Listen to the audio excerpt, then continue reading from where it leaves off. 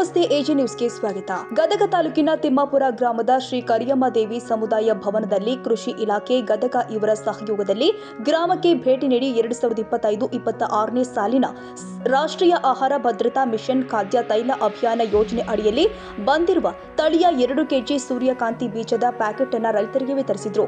ಈಗ ರೈತರು ಬಿತ್ತನೆ ಮಾಡಿದ ಬೆಳೆ ಮಳೆ ಇಲ್ಲದೆ ಒಣಗುತ್ತಿರುವಾಗಲೇ ಗ್ರಾಮದ ರೈತರು ಈಗಾಗಲೇ ಸಂಕಷ್ಟಕ್ಕೆ ಸಿಲುಕಿದ್ದಾರೆ. ಇಂತಹ ಸಂದರ್ಭದಲ್ಲಿ ಗದಗ ಜಿಲ್ಲಾ ಕೃಷಿ ಇಲಾಖೆ ಉಪನಿರ್ದೇಶಕರು ಆದ ಶ್ರೀಮತಿ ಸ್ಫೂರ್ತಿ ಜಿ.ಎಸ್. ಇವರು ವಿವಿಧ ಯೋಜನೆಯಲ್ಲಿ ಬಂದಿರುವ ಸೂರ್ಯಕಾಂತಿ ಬಿತ್ತನೆ ಬೀಜದ ಬಗ್ಗೆ ತಿಮ್ಮಾಪುರ ಗ್ರಾಮದ ರೈತರಿಗೆ ಅರಿವು ಮೂಡಿಸುವ ಕಾರ್ಯಕ್ರಮವನ್ನು ಮಾಡಿ ರೈತರಿಗೆ ಉಚಿತ ಬೀಜ ವಿತರಿಸಿ ಮಾತನಾಡಿದರು. ಉತ್ತರ ಕರ್ನಾಟಕದ ಒಳನಾಡಿನ ಬಹುತೇಕ ಜಿಲ್ಲೆಯಲ್ಲಿ ಪ್ರಸ್ತುತ ಮಳೆ ಕೊರತೆ ಆವರಿಸಿರುವುದರಿಂದ ಮುಂಗಾರು ಬೆಳೆಗಳು ಒಣಗುತ್ತಾ ಇರುವುದರಿಂದ ರೈತರು ಹತಾಶೆ ಒಳಗಾಗಬಾರದು ಎಂದು ಕೃಷಿ ಇಲಾಖೆಯಿಂದ ರೈತರಿಗೆ ಉಚಿತವಾಗಿ ಸೂರ್ಯಕಾಂತಿ ಬೀಜವನ್ನು ವಿತರಿಸಲಾಗಿದೆ. ದೇಶದಲ್ಲಿ ಎಣ್ಣೆಕಾಳು ಬೆಳೆಗಳನ್ನು ಬೆಳೆಯಲು ರೈತರು ಕಡಿಮೆ ಮಾಡಿದ್ದಾರೆ. ನಮ್ಮ ದೇಶಕ್ಕೆ ಸಾಕಾಗುವಷ್ಟು ಬೆಳೆ ಬರ್ತಾ ಇಲ್ಲ. ಅದಕ್ಕೆ ಬೇರೆ ದೇಶದಿಂದ ಖಾದ್ಯ ತೈಲವನ್ನ ಆಮದು ಮಾಡಿಕೊಂಡ ಕಾರಣ ಸರ್ಕಾರ ಎಣ್ಣೆ ಬೆಳೆಯಲು ಪ್ರೋತ್ಸಾಹ ನೀಡ್ತಾ ಇದ್ದೇವೆ ಎಂದಿದ್ದಾರೆ. ಇನ್ನು ರೈತರು ಪರ್ಯಾಯ ಬೆಳೆ ಪದ್ಧತಿಯನ್ನ ಅಳವಡಿಸಿಕೊಳ್ಳಬೇಕು. ಮಣ್ಣು ಮತ್ತು ನೀರು ಸಂರಕ್ಷಣೆ, ತೇವಾಂಶ ನಿರ್ವಹಣೆಗೆ ಹಸಿರು ಎಲೆ ಗೊಬ್ಬರ ಮತ್ತು ಕೊಟ್ಟಿಗೆ ಗೊಬ್ಬರ ಬಳಕೆ ಮಾಡಬೇಕು. ರಾಸಾಯನಿಕ ಕಾಳು ರಸಗೊಬ್ಬರವನ್ನ ಬಳಕೆಯನ್ನ ಕಡಿಮೆ ಮಾಡಿ ದ್ರವ ರೂಪದ ಗೊಬ್ಬರಗಳು ಆದ ನ್ಯಾನೋ ಯೂರಿಯಾ ಮತ್ತು ನ್ಯಾನೋ ಡಿಎಪಿ ಗೊಬ್ಬರದ ಬಳಕೆ ಮಾಡಬೇಕು ಎಂದಿದ್ದಾರೆ. ಈ ವೇಳೆ ಕೃಷಿ ಇಲಾಖೆಯ ಅಟಲ್ ಭೋಜಲ ಯೋಜನೆಯಲ್ಲಿ ಕೃಷಿ ಹೊಂಡ ಯೋಜನೆ ಪಡೆಯಲು ಅರ್ಜಿಯನ್ನ ಸಲ್ಲಿಸಿ ಅನೇಕ ಸೌಲಭ್ಯ ಪಡೆಯಲು ರೈತರು ಮುಂದೆ ಬರಬೇಕು. ಹಾಗೂ ನೀರಾವರಿ ಸೌಲಭ್ಯ ಪಡೆಯಲು ಸ್ಪ್ರಿಂಕ್ಲರ್ ಪೈಪ್ ಇಂಜಿನ್ ಜೊತೆಗೆ ಬಿತ್ತನೆಗೆ ಕುರಿಗೆ ಕುಂಟೆ ರಾಶಿ ಮಾಡುವ ಯಂತ್ರಗಳು, ಕೀಟನಾಶಕವನ್ನ ಸಬ್ಸಿಡಿ ದರದಲ್ಲಿ ನಮ್ಮ ಇಲಾಖೆಯಿಂದ ವಿತರಣೆ ಮಾಡಲಾಗುತ್ತೆ. ರೈತರು ಇದರ ಸದುಪಯೋಗ ಪಡೆಯಬೇಕು ಎಂದಿದ್ದಾರೆ.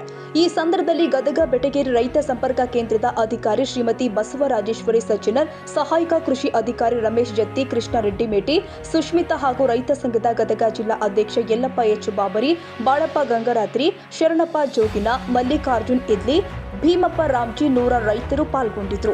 ಅಂದಪ್ಪ ಕೋಳೂರ, ಗದಗ.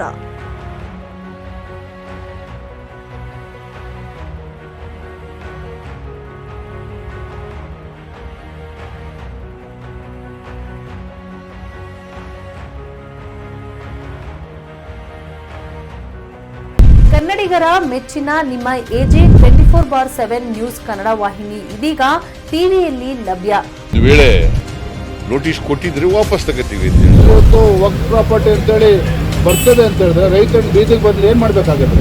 ಯಾರು ವೋಟ್ ಹಾಕಿಲ್ಲ ಅಂದ್ರೆ ಗ್ಯಾರಂಟಿನೆಲ್ಲ ಸ್ಟಾಪ್ ಮಾಡ್ಬಿಡ್ತೀವಿ.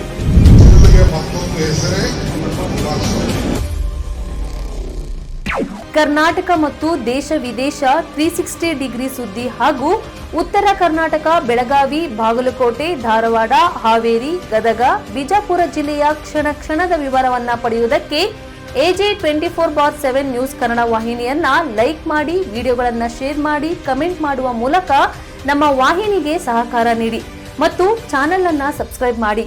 ಧನ್ಯವಾದಗಳು.